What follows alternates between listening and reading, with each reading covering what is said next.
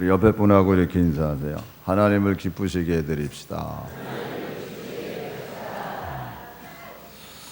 여러분들의 살아가는 이유가 뭐예요?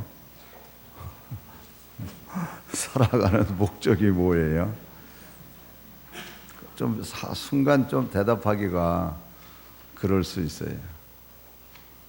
근데 내가 살아가는 이유는 예수님 한 분밖에 없다고 이야기할 수 있어야 됩니다.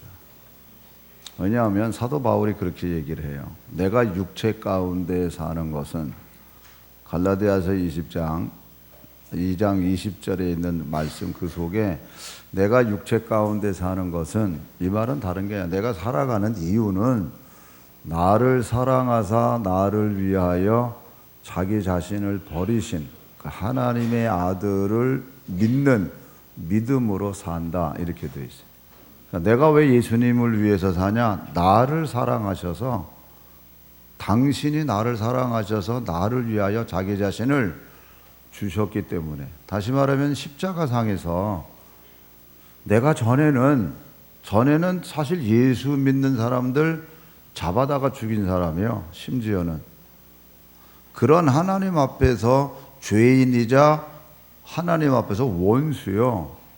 그런 나를 하나님이 사랑하셔서 내가 받아야 할 죄값을 그분이 대신 받아주셔서 내가 예수 믿는 사람으로 더더군다나 나를 충성되이 여겨주셔서 직분까지 주셨기 때문에 이 은혜를 내가 어떻게 갚을까? 그래서 내가 사는 게 아니고 내 안에 주님이 계시기 때문에 나는 주님을 위해서 산다고 고백을 하는 겁니다. 근데 여러분, 우리가 약간 예수님이 내 삶의 목적이고 예수님만을 위해서 산다고 했으면 솔직히 약간 당황스러워요. 왜냐하면 내가 모든 걸 다 이렇게 내려놓는 것처럼, 포기하는 것처럼 느끼기 때문에 그래요. 여러분, 뭘 내려놓고 뭘 포기하는 겁니까? 가만히 한번 생각해 보세요. 근데 사도 바울은 왜 내가 예수님을 위해서 산다 그러면 예수님 안에 모든 지혜와 지식의 보화가 다 있다는 걸 알기 때문에 그런 거예요. 내 거 내려놓고 오히려 그분 거 잡으면 모든 걸 다 얻을 수 있기 때문에 이게 분명하니까 내가 육체 가운데 사는 이유는 내가 오직 예수님 때문에 산다는 거예요. 근데 왜 우리가 내 거 못 내려놓냐고요? 가만히 한번 생각해 보세요. 이게 육체적인 것과 연관된 어떤 즐거움, 기쁨, 성취 이런 거, 이것 때문에 못 내려놓는 거예요. 순간적인 것들. 그거 지나고 보면 별거 아니거든요. 솔로몬이 그거 다 해봤잖아요. 그랬는데 하고 난 결과가 이 땅의 것은 자기가 남보다도 더 지혜롭고 모든 게 아는 게 많고 그래서 다 알아봤는데 결국 뭐요? 다 무의미하다라는 거예요. 헛되다는 거예요. 헛되고 헛되더라. 그래서 궁극적인 건 뭐요? 하나님을 경외하고 하나님 안에 있는 것보다 더 귀한 건 없더라. 결국 예수님 때문에 산다고 고백을 하는 거예요. 그러니까 결국 그 이야기는 나를 위하여 자기 자신을 버리신 십자가만을 바라보면서 그 은혜가 내게 크기 때문에 예수님 때문에 산다, 이렇게 고백하는 겁니다. 근데 예수님께서는요, 그 십자가를 이렇게 또 표현하신 거잖아요.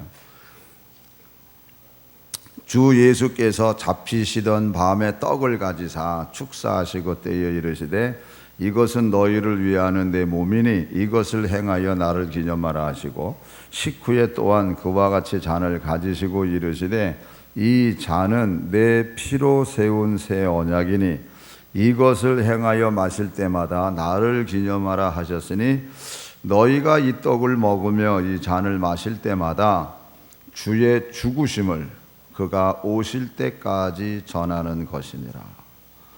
이 떡을 먹으며 이 잔을 마실 때마다 주의 죽으심을 그가 오실 때까지 전하는 것이다. 그러니까 우리가 예수님을 위해서 산다. 그러면 어떤 삶이냐? 그의 죽으심을 전하라는 거예요. 주님의 사랑을 전하라는 거예요. 그래서 우리가 살아가는 과정에서요, 주님이 우리를 사랑하고 계신 걸 우리가 안다 그러면 우리가 주님 앞에서 고백할 게 뭐가 있겠습니까? 주님은 우리에게 아무런 말씀을 안 하세요. 사랑의 눈으로만 보세요. 그때 우리가 그 사랑 안에 있는 그분 안에 있다 그러면 우리는요, 주님, 당신을 사랑합니다라는 그 고백밖에 할 게 없어요, 여러분. 주님은 그 고백을 받기를 원하세요. 아무 말씀 안 하세요. 우리로 하여금 그 고백을 하기를 원하세요.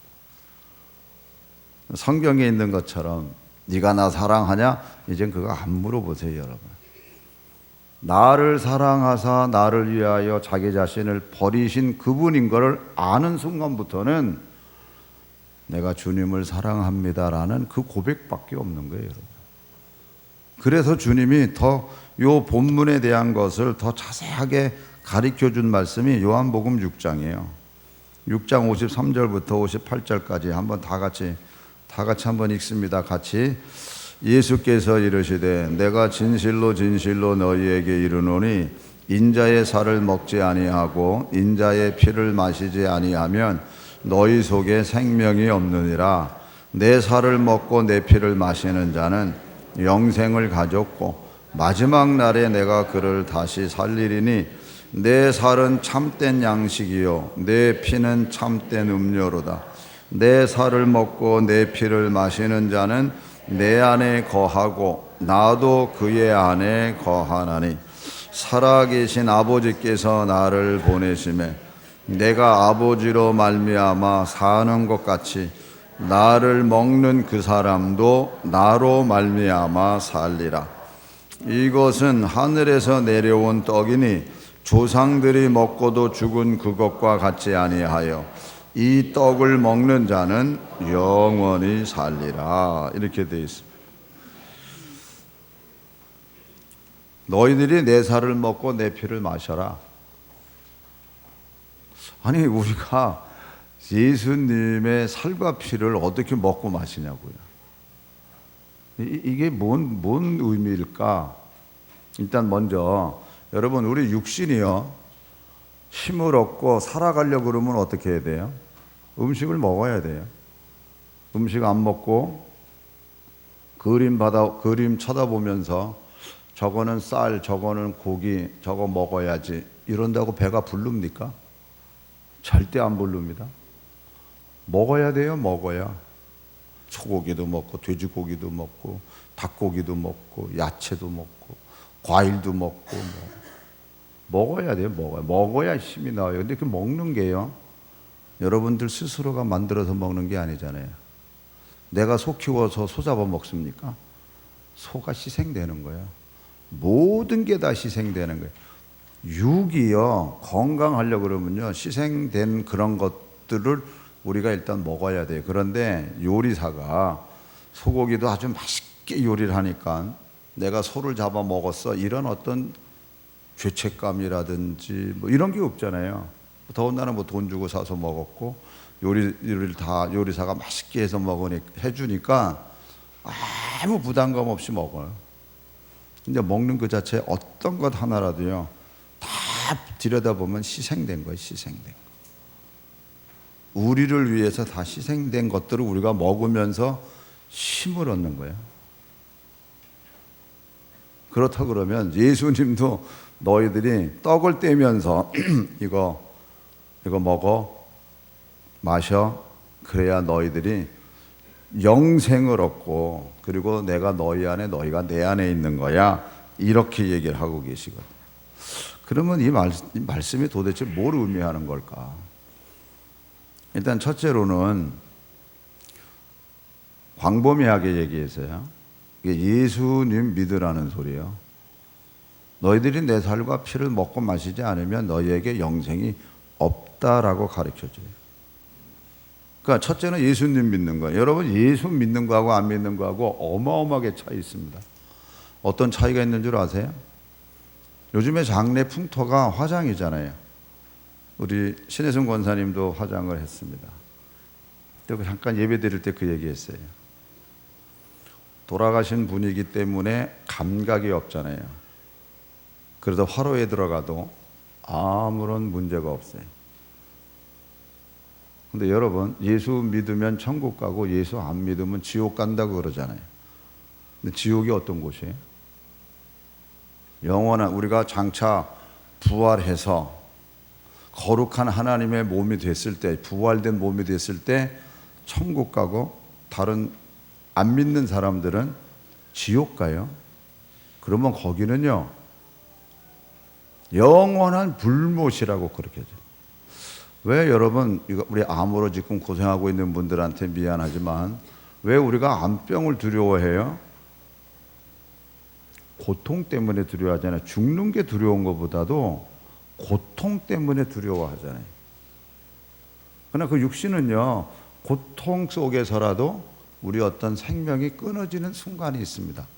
근데 이거는요, 영원한 지옥이라니까. 그걸 여러분 한번 상상을 해보세요.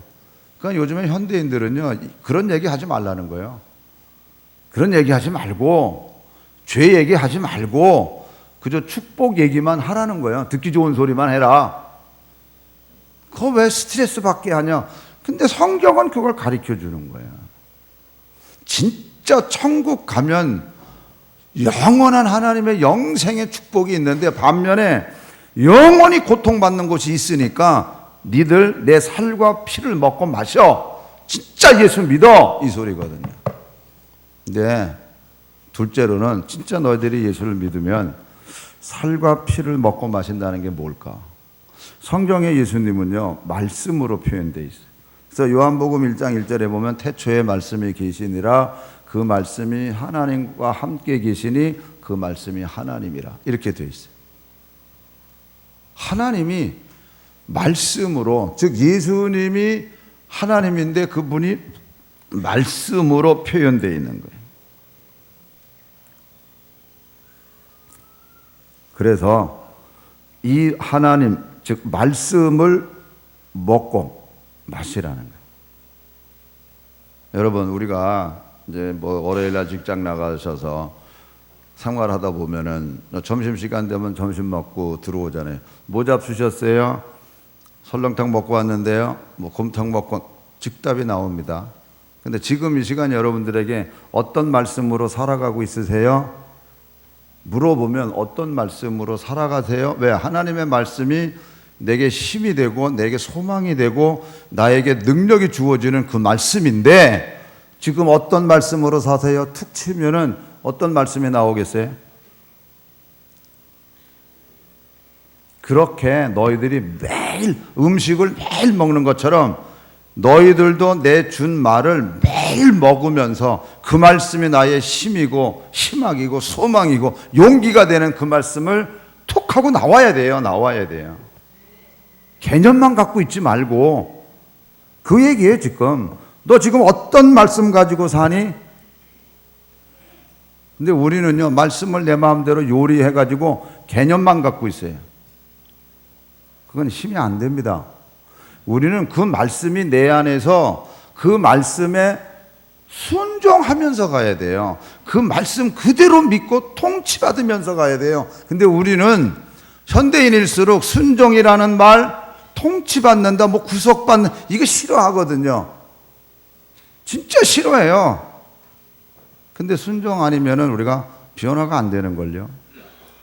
진짜 말씀을 내가 믿으면 그 말씀에 1.1핵이라도 빼거나 더하는 게 없이 그대로 순종하면서 갈 때 참된 하나님의 역사가 일어나게 되는 겁니다. 그래서 어떤 말씀 가지고 사세요? 그럼 탁 나와야 돼요. 우리가 주저주저 할 게 아니에요. 왜? 어렵고 힘들고 고난과 고통 속에 우리가 있을 때 그 말씀이 내게 빛이 되고 그 말씀이 내게 소망이 된 그 말씀이기 때문에 그 말씀을 날마다 먹으라는 거예요. 그래서 암송이라는 단어가 등장하는 겁니다.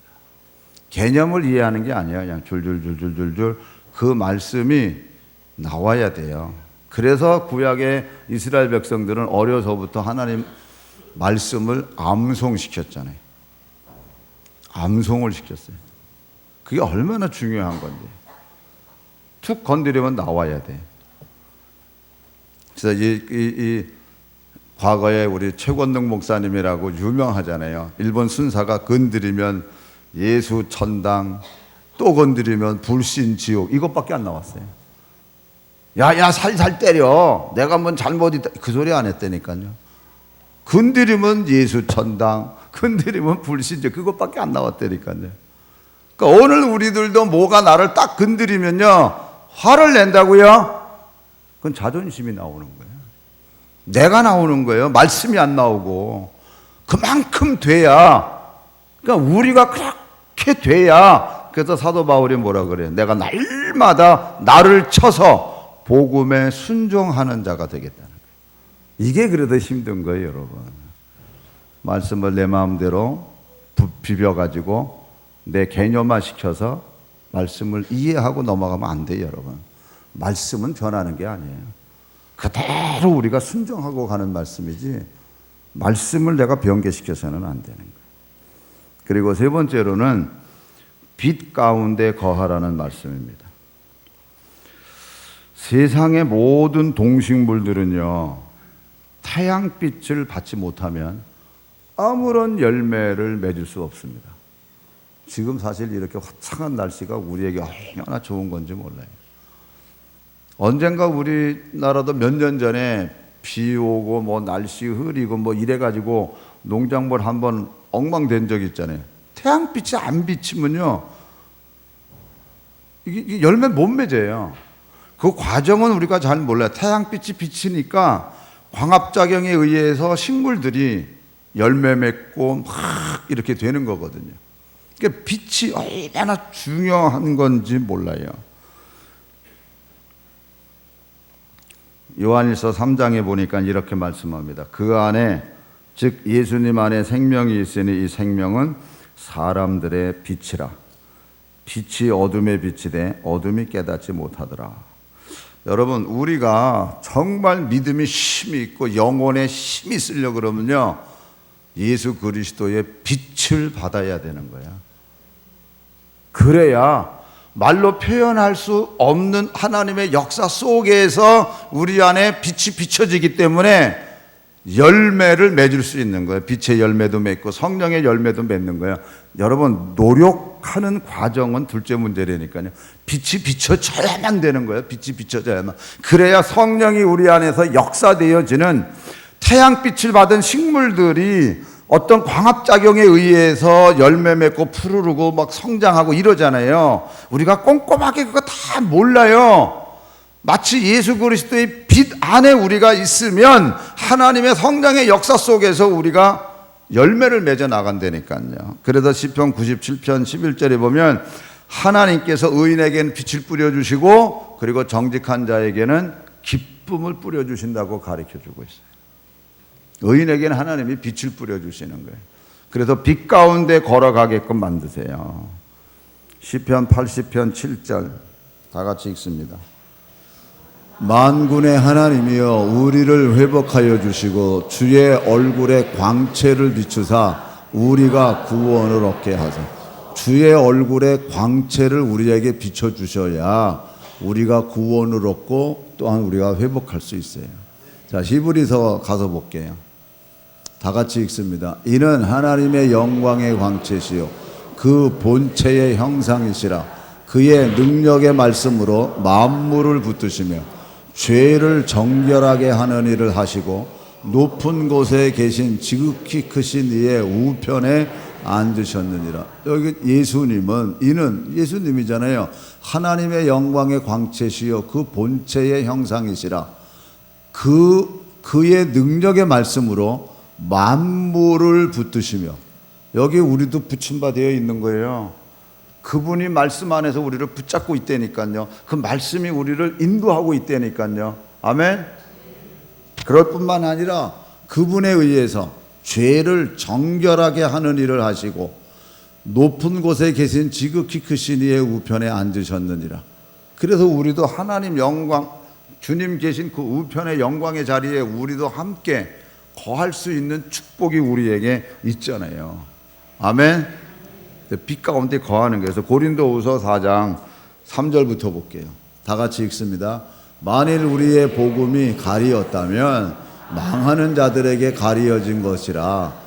그 중에 이 세상의 신이 믿지 아니하는 자들의 마음을 혼미하게 하여 그리스도의 영광의 복음의 광채가 비치지 못함이니 그리스도는 하나님의 형상이니라. 아멘.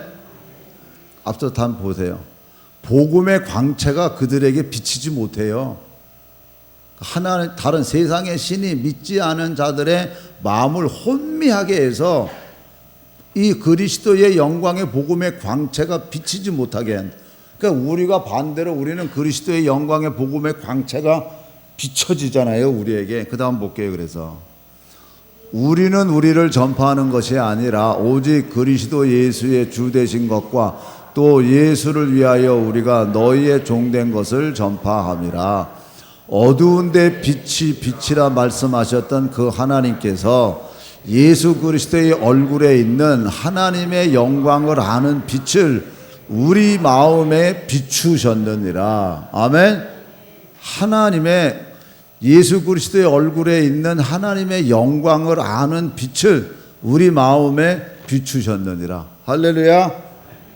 우리는 그 빛 가운데서 우리가 살아가야 되는 거예요. 근데 우리 여러분, 우리가 빛 가운데 있지만 모든 환경이나 때로는 악한 마귀가 우리를 유혹할 때가 있어요. 그러면 어둠의 길로 우리가 들어갈 때 빛을 받은 우리들은요, 순간 두려움이 있습니다. 반드시 두려움이 와요. 그리고 갈등이 생기죠. 근데 그거 무시하고 가는 거예요. 여러분, 에덴 동산에서 죄를 질 때 뭐 후다닥 마귀가 유혹하니까 뭐 홀랑 금방 넘어간 줄 아세요? 아니에요. 먹지 말아야 될 거 알고 있는 그 상황에서 아니야, 괜찮아. 안 죽는다니까. 오히려 하나님 되는 거야. 네가 지혜가 밝아지고 눈이 밝아져서 하나님처럼 된다니까. 그러다가 자꾸 실금 보다 보니까 그게 어느 한순간 딱 보니까 보암직도 하고 먹음직스럽고 지혜스러운 거예요. 처음에 홀랑 넘어간 게 아니라니까요, 여러분. 갈등의 갈등 속에서 자기 합리화시켜 버리는 거예요. 그리고서는 홀라당 넘어가 버려요. 여러분, 죄를 짓는 게 그냥 단순간에 죄 짓는 거 아니에요, 여러분. 갈등이 반드시 있어요. 그때에 아니야, 말씀에 딱 잡혀서 아니야, 그리고 빛 가운데로 걸어가면 괜찮지만 괜찮지 뭐, 한 번쯤이야 뭐 그런다고 뭐 하나님이 벌 주겠어, 뭐 나중에 회개하고 잘 믿으면 됐지 뭐. 그리고 이쪽 길로 가기 시작하면요, 나도 모르게 내 심정이 완악한 심정이 되고 말아요, 여러분. 그렇기 때문에 정말 하나님 안에서 우리가 빛 가운데로 걸어갈 때에 어떤 유혹이나 시험이나 이런 게 왔을 때 예수님도 말씀으로 물리쳤던 것처럼, 그래서 사도 바울이 날마다 내가 내 자신을 쳐서 복음에 복종시킨다 이렇게 되어 있잖아요. 크게는 예수님에게, 작게는 말씀 안에서. 말씀에 내가 순종한다. 그리고 내가 전한 말씀에 내가 순종한다는 거야. 오히려 내가 전한 복음에 내가 떨어질까 봐. 그래서 심지어는 내가 날마다 죽는다라고까지 고백을 하고 있습니다. 사랑하는 성도 여러분, 이제 우리가 주님의 살과 피를 성찬에 동참합니다. 내가 어떤 말씀에 사로잡혀 내가 살아가고 있는가 또 생각해 보실 뿐만 아니라 나의 삶이 지금 빛 가운데로 걸어가고 있는 삶인가. 그러시면서 성찬 속에서 또 한 번 내가 결단하시고, 이제는 내가 사는 게 아니라 내 안에 예수 그리스도께서 사시는 것이라고. 왜 살아요? 나를 사랑하셨고 나를 위하여 대신 십자가에 못 박혀 돌아가신 그분이 하나님의 아들인 걸 내가 믿기 때문에 내가 그 믿음으로 산다는 이 고백이 오늘 이 성찬 속에서 내 고백이 되시고 새로운 결단 속에서 살아가시기를 주님의 이름으로 축원합니다. 기도하겠습니다.